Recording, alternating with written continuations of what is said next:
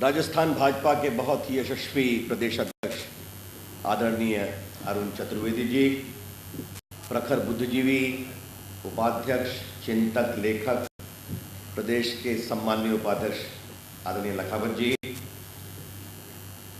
Media के राष्ट्रीय संयोजक श्रीकांत शर्मा जी, यहाँ के बहुत ही आदरणीय अध्यक्ष, संसद में अजमेर की आवाज़ बहुत जोरदार गुंजाने वाले राजा सिंह रावत जी,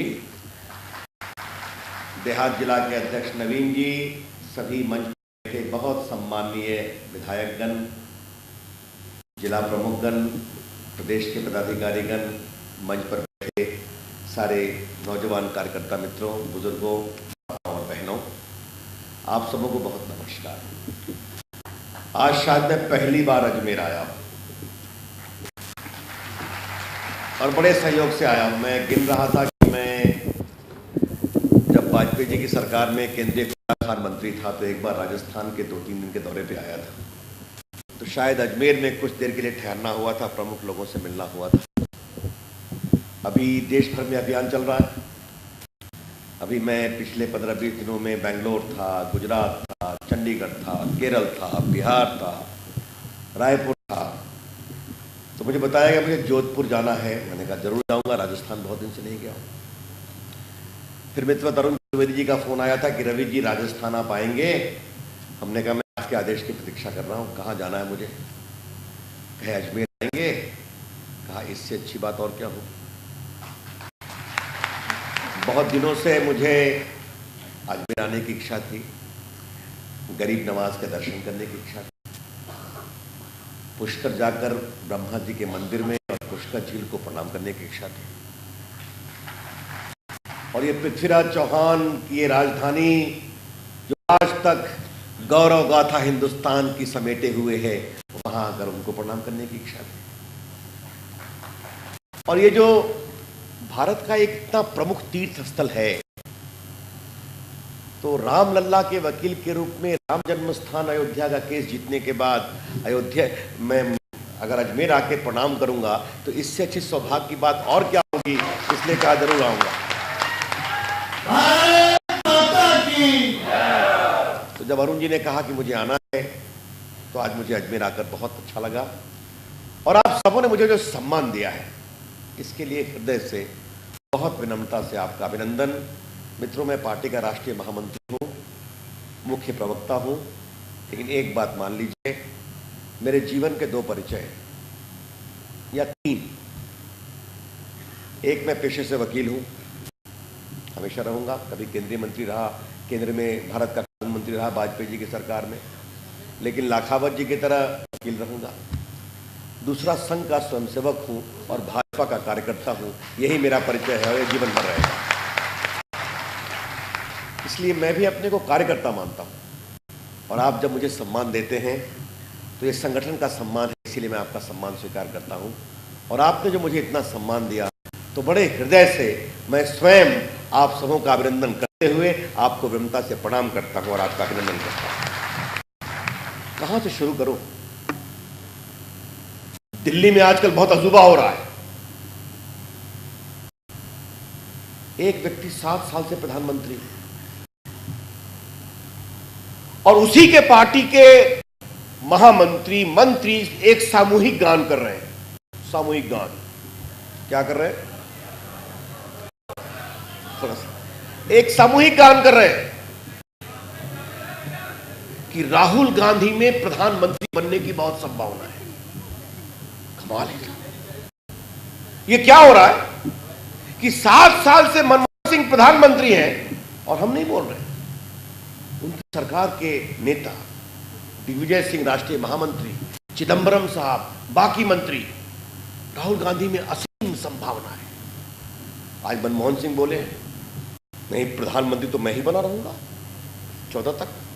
कमाल है साहब। उनकी पार्टी के लोग रोज कह रहे हैं कि अब भैया तुम कृपा करके थोड़ा सा रास्ता बनाओ। वो कह रहे रहूंगा मैं ही। मैं बिहार से आता हूं।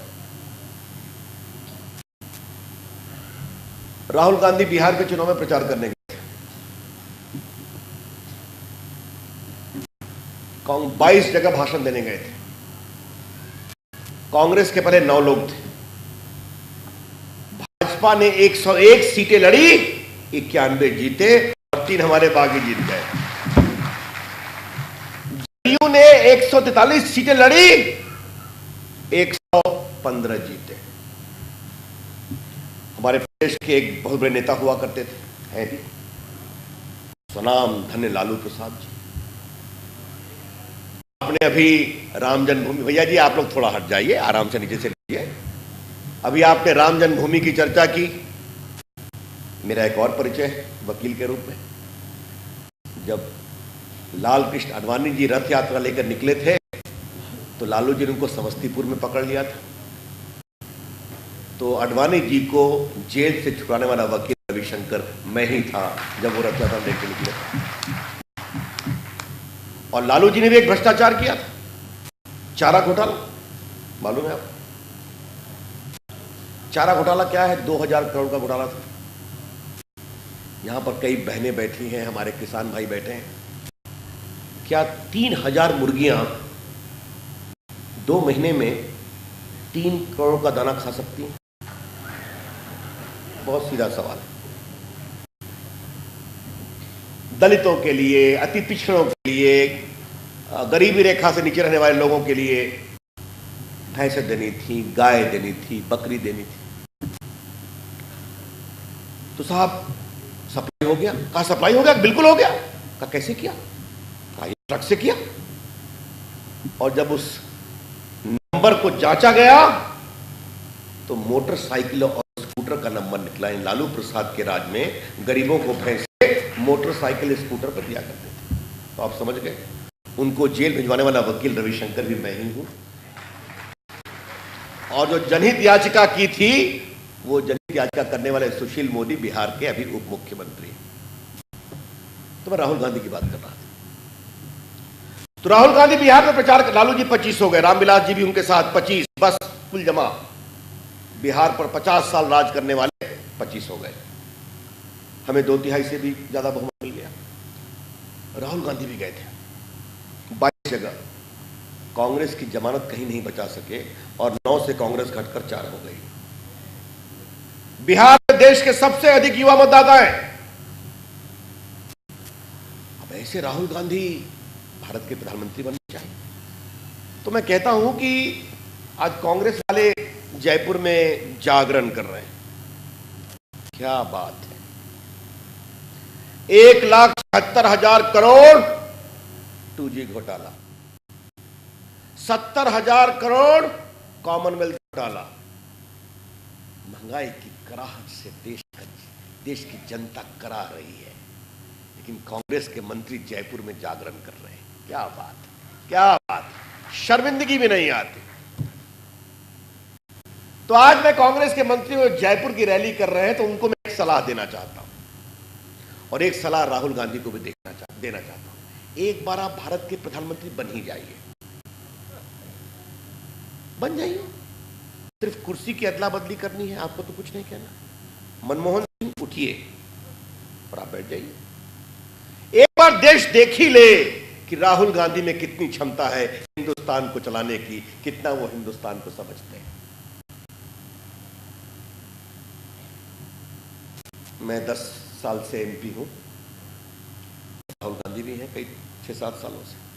मैं एक उनका पूरा भाषण सुनने को तरस गया संसद में, कि राहुल गांधी जी का एक भाषण हो जाए, सिर्फ एक पूरा भाषण नहीं हो पाया। फिर भी बहुत क्षमता है, तो देश भी देख ले। अरुण जी, मुझे शेखावत जी की एक बहुत अच्छी कहानी याद आई। जब राहुल गांधी भारत के प्रधानमंत्री थे, अरे राजीव गांधी, क्षमा करिएगा, तो हिंदुस्तान घूमते थे सोनिया जी के साथ, तो राजस्थान भी घूमने आए थे। यहीं का वाकया है। तो गांव में जा रहे थे तो किसानों के पास लाल मिर्च भी थी, हरी मिर्च भी थी, बाकी फसल थी। तो पूछा कि लाल मिर्ची का भाव क्या है? कहा सर इतना है। कहा हरी मिर्ची का भाव क्या है? तो कहा सर इतना है। तो कहा अगर लाल मिर्ची इतनी महंगी है तो तुम हरी मिर्ची क्यों उगाते हो? लाल मिर्ची ही उगाया करो, तुम्हें अच्छा पैसा मिलेगा। ये हिंदुस्तान की समझ थी। क्षमा करें राहुल गांधी जी, आपने हिंदुस्तान की कितनी समझ पैदा की है, देश को देखना मांगी है।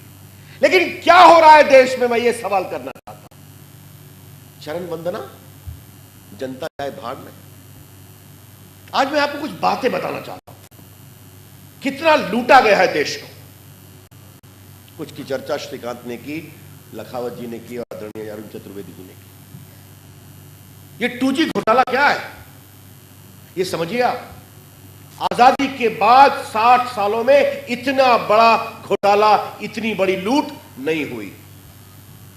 आपको मालूम है ये मोबाइल फोन है, जो पुराने लोग बैठे होंगे, वाजपेयी जी की सरकार 98 में आई थी, बड़ा सा मोबाइल हुआ करता था, 16 रुपया प्रति मिनट उसमें इनकमिंग कॉल होता था, तो आप नंबर देख के काट दिया करते थे। हम लोग आए, मंत्री बने, वाजपेयी जी ने कहा ऐसा लगाओ कि मोबाइल सस्ता हो और हिंदुस्तान में अजमेर का आदमी अपना मोबाइल लेकर कोचीन जाए, चेन्नई जाए, मुंबई जाए, उसका मोबाइल चलना चाहिए। आपने देखा, हमने बदलाव कर दिया, देश पूरा एक हो गया कि आज एक बड़े के पास भी मोबाइल है, एक ठेले वाले के पास भी मोबाइल है, एक किसान के पास भी मोबाइल है, शहरों में मोबाइल। रावत जी मेरे साथ जयपुर से आ रहे थे, कार्यकर्ताओं को दिए जा रहे हैं इंस्ट्रक्शन, हमारी गाड़ी बिफोर टाइम चल रही है, जल्दी आइए रविशंकर जी का स्वागत करने के लिए। हमने कहा दुनिया कैसे बदल गई। मैं वाजपेयी जी की सरकार में सूचना प्रसारण मंत्री था, तो मैं चेन्नई गया था एक कार्यक्रम। वो फोटो मुझे आज तक याद है कि समुद्र में एक मछुआरा मछली मारने गया था और मोबाइल से शहर में मछली के बाजार में मछली का दाम पूछ रहा था। जिस मछली का दाम बढ़िया था उसको नाव में रख रहा था, जिस मछली का दाम कमजोर था उसको समुद्र में वापस फेंक रहा था। ये क्रांति हो जाती है। ये कैसे चलता है मोबाइल? स्पेक्ट्रम से। स्पेक्ट्रम क्या होता है? हवा की किरणें होती है जो प्रकृति बनाती है। रेडियो सुनते होंगे आप, शॉर्ट वेव, मीडियम वेव, आपको याद होगा। वायरलेस सुनते होंगे आप, वायरलेस इन तरंगों से जाती है, स्पेक्ट्रम तरंगों को कहते हैं। और दुनिया भर में ईश्वर ने ये तरंगे बना रखी। हिंदुस्तान को इतनी तरंग है, अमेरिका को इतनी तरंग है, उसमें सेना के लिए जरूरत होती है, सुरक्षा के लिए होती है। अब आपके पास मोबाइल है, आपके पास लाइसेंस है, आपके पास स्पेक्ट्रम नहीं है, तो आपका तरंगों से आपकी आवाज नहीं जाएगी। ये वैसा ही है जैसे आपके पास बड़ी सी गाड़ी है लेकिन गाड़ी में पेट्रोल नहीं है तो गाड़ी नहीं चलेगी। तो मोबाइल का लाइसेंस में तरंगे, स्पेक्ट्रम होना जरूरी है। स्पेक्ट्रम सरकार देती है। अब आप सोच लीजिए कि 3G का सरकार ने स्पेक्ट्रम, आजकल आप देखते होंगे, ये देखिए 3G मोबाइल, उसको सरकार ने नीलाम किया। नीलाम करने में सरकार ने अपने लिए राशि रखी थी 35,000 करोड़। सरकार ने कितना कमाया? 67,000 करोड़ 2009 में। एक वायरलेस लूप था, उसमें सरकार ने कीमत रखी थी नीलामी की मात्र 10,000 करोड़। सरकार ने कमाया 35,000 करोड़। 1 लाख लगभग समझ लीजिए कि 7,000 करोड़ सरकार ने कमाया। और यह राजा के समय क्या हुआ कि 2001 के रेट पर 2008 में बेच दिया गया। और कैसे बेचा गया? पहले कहा गया जो लोग 31 अक्टूबर 2007, याद करिए 31 अक्टूबर 2007 तक अप्लाई करेंगे उसका विचार होगा। 10 जनवरी 2008 को